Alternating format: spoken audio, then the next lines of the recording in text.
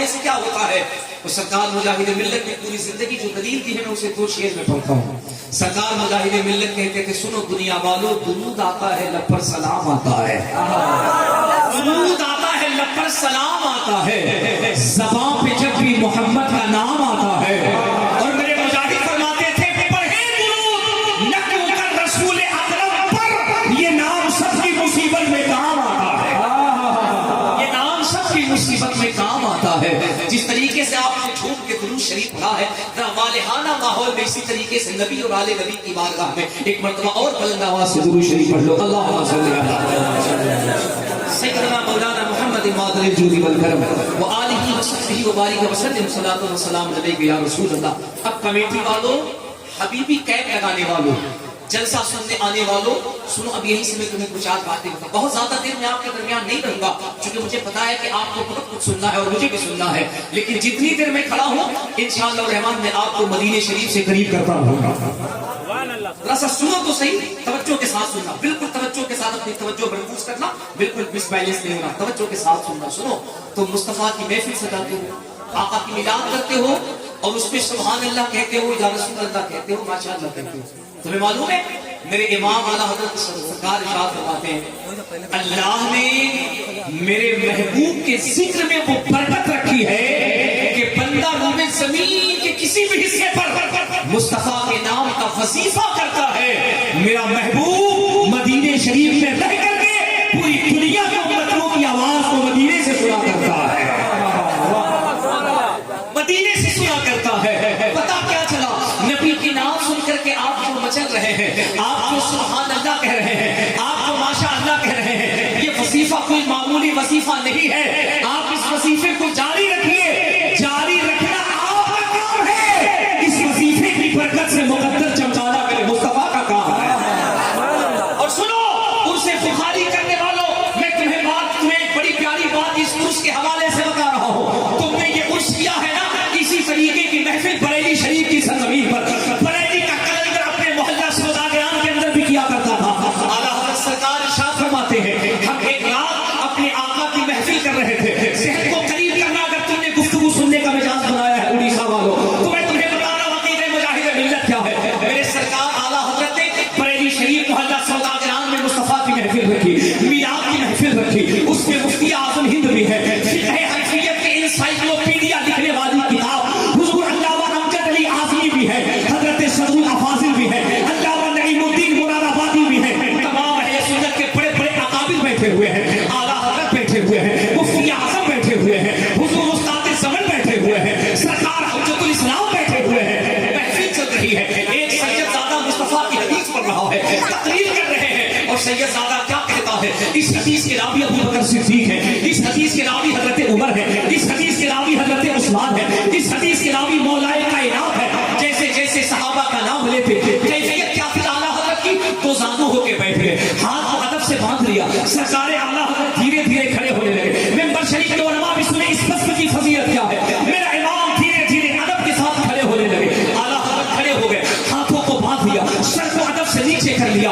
अल्लाह अकबर। अब जो तकरीर करने वाली जात है वो आले रसूल की जात है। तकरीर करते करते उन्होंने कहा, अली नबी सल्लल्लाहु अलैहि वसल्लम, हदीस पाक में मुस्तफा इरशाद फरमाते हैं, जैसे ही नबी का नाम आया है, ए उड़ीसा वालों, ए मुजाहिद मिल्लत में रहने वालों, जैसे ही मेरे मुस्तफा का नाम आया है, बरेली की कलंदर की आंखें भीग गई है, सरकारे आला हज़रत की आंखें शुबान हो गई है, ज़ारों का नाम होने लगे हैं, इतना रोए कि काफी शरीफ आंसुओं से तर हो गए हैं, बिजलियां बंधी हुई है, आला हज़रत रो रहे हैं, नबी की मिलाद पढ़ी जा रही है, मुस्तफा की तारीफ हो रही है, सरकार की हदीस पाक पढ़ी जा रही है। मिलाद जब इख्तिताम हो गया है, आला हज़रत ज़मीन पे बैठे हैं, सरकार मुफ्ती आज़म जो छोटे बेटे हैं करीब बैठे, बाप के कदमों को चूमा है और चूम करके कहा है, बाबा जानी एक बात सही तो बताना, हमने कभी आप में गिरफ्त नहीं देखी है। आप सहाबा का नाम सुने, खड़े हो गए, और जब नबी का नाम सुना तो रोने लगे, इतना रोया कि आंसुओं से दाढ़ी तर हो गई। बाबा जानी बताएं तो सही,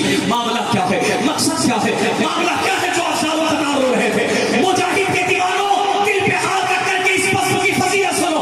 आला हज़रत ने कहा, बेटे मुस्तफा रज़ा क्या बताऊं, रब्बे काबा की कसम, सैयद साहब जिस सहाबी का नाम ले रहे थे, अहमद रज़ा अपनी जानती आंखों से देख रहा था, हर सहाबी जिसका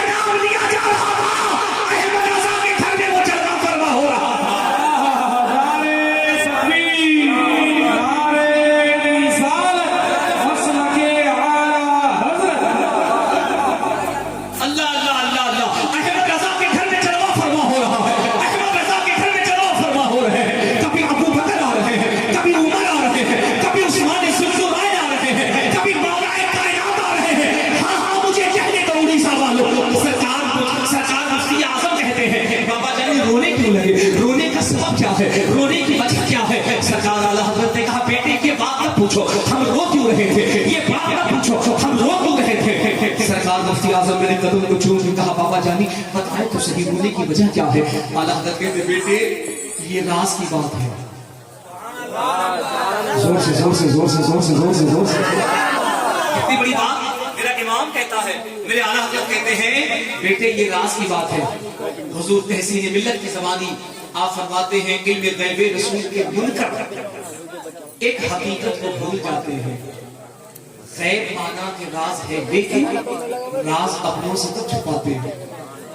सरकार मुफ्ती आज़म ने कहा बाबा जानी माना मैं कि वो राज की बात है, लेकिन आप ही ने तालीम दी है कि राज गैरों से छुपाया जाता है, अपनों से नहीं छुपाया जाता है। राज अपनों से नहीं छुपाया जाता है। बाबा बताए तो सही रो क्यों रहे थे। मेरे इमाम ने तड़प के कहा बेटे ये गम के आंसू नहीं थे, गम के आंसू नहीं, ये आंसू खुशी के थे, खुशी के। मुफ्ती आज़म ने कहा मतलब क्या है। उड़ीसा वालों बहुत बड़ी बात आपकी समातों तक पहुंचा रहा हूं, इसकी हिफाजत करना। बरेली के कलंदर ने कहा ए बेटे मैं खड़ा हो गया क्योंकि हजरत अबू बकर आ गए थे, हजरत उमर आ गए थे, उस्मान गनी आ गए थे, मौला अली आ गए थे। सहाबा की जब आमद हो अहमद रजा बैठता नहीं है, इसके हवाल में खड़ा हो जाता है। लेकिन आंसू इस वजह से आ रहे थे कि जब शरीयत साहब ने कहा इस हदीस को मुस्तफा इरशाद फरमाते हैं तो हमने देखा अर्श से फर्श तक नूर की बरसात है और मदीने से मुस्तफा अहमद रजा के घर पे तशरीफ ला रहे हैं। नारे तकबीर, नारे रिसालत। उनसे बुखारी शाह रहमतुल्लाह अलैह मसलके आला हज़रत। मदीने से मुस्तफा तशरीफ ला रहे हैं। मुफ्ती आज़म ही ने कहा था बाबा सही बताए क्या ये फैजान सिर्फ आपके लिए है, क्या ये बरकत सिर्फ आपके लिए है, क्या ये रहमत सिर्फ आपके लिए है। अब सुनो अब सुनो अब सुनो उड़ीसा वालों, बस्ता के करीब रहने वालों, आला हज़रत का ना बेटे ये खुसूसियत सिर्फ अहमद रजा पे नहीं है। रूए जमीन के जिस हिस्से पर आशिक अपने आका की महफिल सजाता है बागदाद से गौसे आज़म भी आते हैं, आवाज भी आते हैं। मुझे कहने दो धामनगर से मुजाहिदे मिल्लत भी आते हैं, बरेली से अहमद रजा भी आते हैं। सुभान अल्लाह, सुभान अल्लाह, लाजवाब। सब आते हैं क्योंकि दूल्हा जो हमारा सरकार बुखारी बना हुआ, दूल्हा जो अपनी लिहद में बुखारी बने हुए हैं। जब वो दूल्हा बने हैं आज तमाम औलिया तुम्हारे गांव में बाराती की शक्ल में आ रहे हैं। जरा पूरा मजमा हाथ उठा के कहना लब्बैक या रसूल अल्लाह। और जरा मुजाहिदाना अंदाज में लगे कि ये उड़ीसा के सुन्नियों का नारा है लब्बैक या रसूल अल्लाह। एक एक सुन्नी का हाथ नीचे न रहे, लब्बैक या रसूल अल्लाह। तुम्हें मालूम नहीं हबीबियों और सरकारे हबीब मिल्लत का नाम लेने वालों तुम्हें मालूम नहीं है हबीब मिल्लत किसी प्रोडक्ट का नाम नहीं है। सुनो डंके की चोट पे कह रहा हूं हबीब मिल्लत किसी जाली पीर का नाम नहीं है। हबीब मिल्लत किसी डालडा मार्का का नाम नहीं है। अल्लाह की इज्जत की कसम जिसने हबीबुर रहमान का चेहरा देखा है, जब वो हुजूर हबीब मिल्लत को देखता है तो यही कहता है जब नवासा इतना अच्छा है तो नाना कितना अच्छा होगा। वाह वाह वाह, सुभान अल्लाह। उड़ीसा में न नवासे का जवाब है न नाना का जवाब है, न नाना का जवाब है न नवासा का जवाब है। याद रखना सरकार हबीब मिल्लत किसी फैक्ट्री से नहीं बनाए गए हैं। सरकार हबीब मिल्लत सरकार मुजाहिद मिल्लत की करामत का नाम है। सरकार हबीब मिल्लत और सरकार मुजाहिद मिल्लत का रिश्ता ये है उड़ीसा वालों कि उड़ीसा के मुजाहिद जब अपनी मरकत में आराम फरमाने लगे तो पूरा उड़ीसा और पूरा हिंदुस्तान यही कहता था अब कौन है जो मुजाहिद की जगह पे मजदूरों को ललकारेगा। तुम्हें मालूम नहीं उड़ीसा वालों, तुम उड़ीसा में रहते हो शायद तुम्हें पता नहीं, कभी उड़ीसा से बाहर निकलो कसम खुदा की कभी उड़ीसा से बाहर निकलो, कभी अल्लाह तौफीक दे तो झारखंड जाओ, बिहार जाओ, उत्तर प्रदेश जाओ, गुजरात जाओ, बंबई जाओ, सूरत जाओ, केरला जाओ, तेलंगाना जाओ, गोवा जाओ, अल्लाह कभी तौफीक दे तो सऊदी जाओ। मालूम है तुम्हारे उड़ीसा का कोई हाजी, और उड़ीसा में खास करके जब भद्रक का, कटक का, जालेश्वर का, बालेश्वर का, इस इलाके का हाजी मक्का मदीना जाता है और वहां का जो मुतव्वा होता है, जो मुअल्लिम होता है, वहां का जो मुतव्वा मुअल्लिम होता है, अगर भूल के पूछ ले हाजी कहां से आया है, जोर से जोर से जोर से जोर से जोर से मुतव्वा पूछ ले, अरब गवर्नमेंट का दलाल जो वहां पे मुस्तफा की ताजीम से रोकता है, वो पूछ ले हाजी कहां से आया है, और हाजी अगर कहते कि मैं हिंदुस्तान से आया हूं, तो मुतव्वा पूछ ले हिंदुस्तान में कहां से आया है, और अगर कहीं उसने कह दिया कि हिंदुस्तान का एक स्टेट है उड़ीसा, उड़ीसा से आया है, आप यकीन जानो ये मुबालगा नहीं है, लफ्जों की रवा रवी नहीं, ये हकीकत पे मबनी है, कई ने अपनी आंख से देखा है। उड़ीसा का नाम सुन के वो ऐसे भागता है जैसे एंटीबायोटिक से बीमारी भागती है, जैसे जैसे एंटीवायरस से वायरस भागता है, भागता है। एक मुतव्वा को पकड़ लिया, एक आलिम ने आपके उड़ीसा के पकड़ लिया, prohibited in the Muslim because I am interested in the establishment of the peace of the town।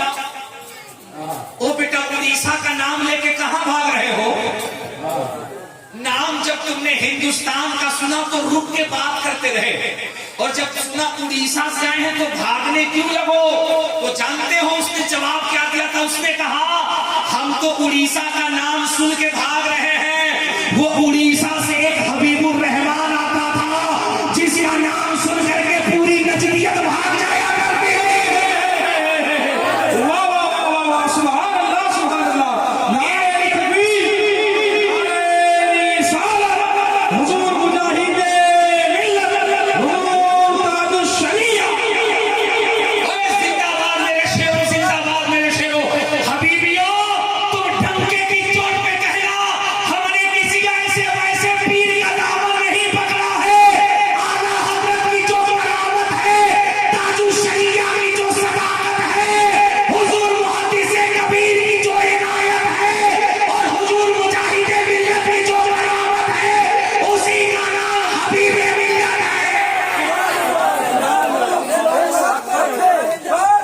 जब कई बुजुर्गों की इनायतें एक जगह इकट्ठा होती है तो एक हबीबे मिल्लत पैदा होगा।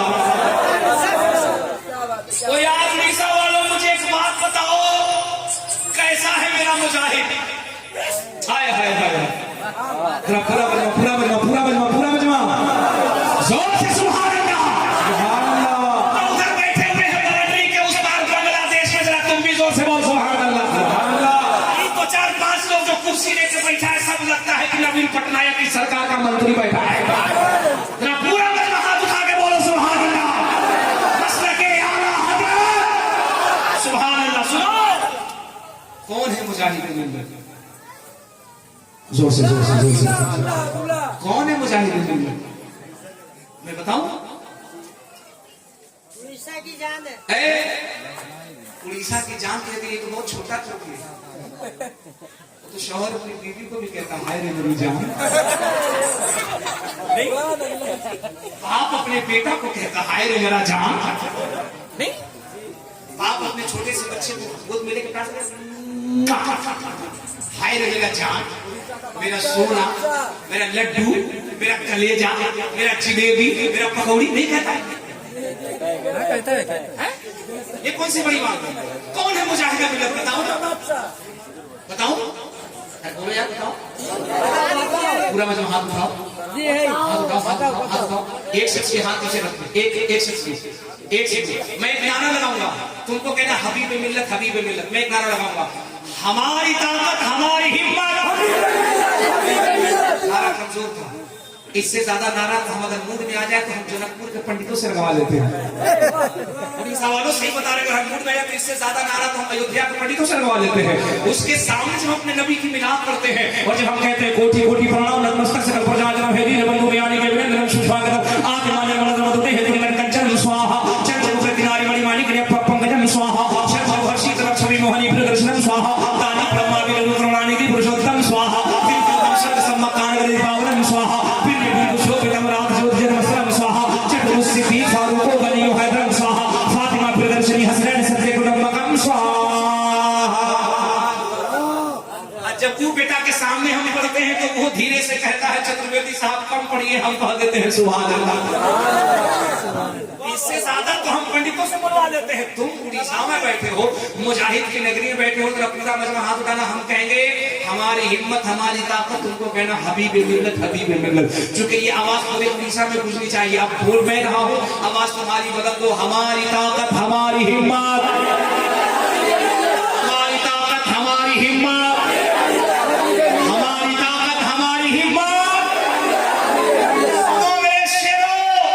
सरकार मुजाहिद के दीवानों कौन है मुजाहिद मिल्लत?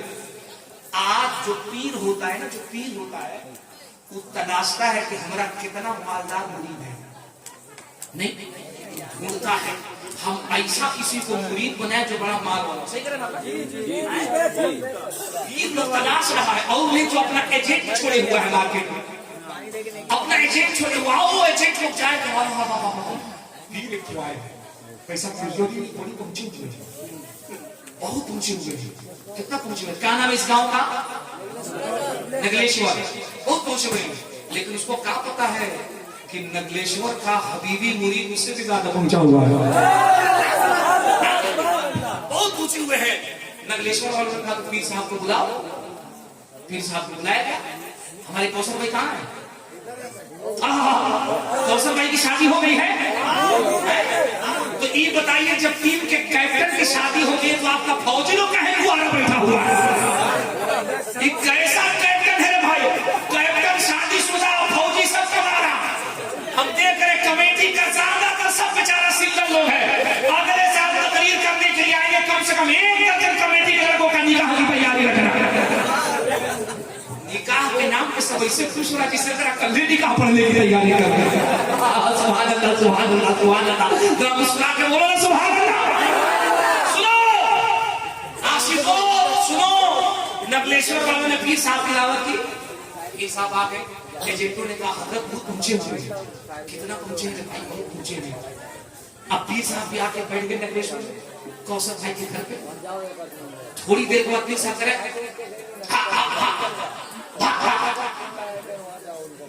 कौशल भाई ने आके कहा हजरत किसको भगा रहे थे? उन्होंने तुमको मालूम नहीं, वो काबे की सरहद में कुत्ता जा रहा था, हम उसको यहीं से भगा रहे थे।